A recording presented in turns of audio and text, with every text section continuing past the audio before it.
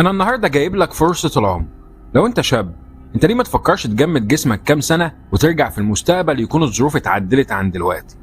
أو لو أنت كبير في السن وأمراض الشيخوخة تعباك، ليه برضه ما تجمدش نفسك فترة وترجع يكونوا لقوا علاج للأمراض اللي عندك دي؟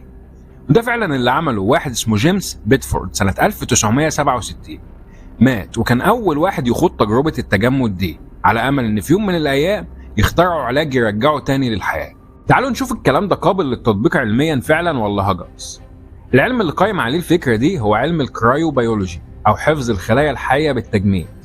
عشان تحفظ الخلايا الحية للمستقبل لازم يتحفظوا صح. فالسؤال، هل ينفع نحفظ جسم الإنسان بالكامل بأمان؟ العلم بيقول إن فعلا لما تقلل درجة حرارة الجسم هيقل معاها نشاط الخلايا. جسم الإنسان مثلا عند درجة سالب 130 نشاطه بيقف تماما. يعني لو وصلت درجة حرارة جسم الإنسان بالكامل لدرجة الحرارة دي فأنت نظريا تقدر تحفظه للأبد. المشكلة بقى إنك توصله للحرارة دي من غير ما تبوظه. يعني مثلا لما جربوا الموضوع ده على كرات الدم الحمراء، لقوا إن المية اللي جواها بتتحول تلج وبتتدمر قبل ما درجة الحرارة توصل سالب 130.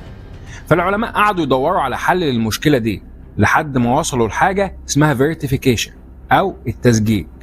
والعملية دي خلتهم يقدروا يجمدوا أي عضو فيه مية من غير ما يكون تلج. استخدموا مواد كيميائية اسمها CPA بتمنع تكون التلج، وقالوا خلاص كده العملية نجحت وهنعرف نحفظ أي جسم للأبد.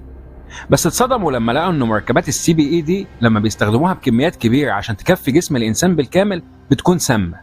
ولقوا كمان إن عشان المركبات دي تشتغل وتمنع التلج إنه يتكون لازم الجسم بالكامل يبرد بسرعة من جوه ومن بره، وده صعب التنفيذ. بس لقوا ان الفيرتيفيكيشن ده فعال على الحاجات الصغيره، تستخدموه في حفظ الاعضاء الصغيره زي الاوعيه الدمويه وصمامات القلب وقرنيه العين في عمليات زراعه الاعضاء. طلعنا من وراهم بفايده، لكن فيرتيفيكيشن للجسم بالكامل ما نفعش خالص. فبالرغم من تقدم العلم والتكنولوجيا ما ينفعش نحفظ جسم الانسان بالتبريد.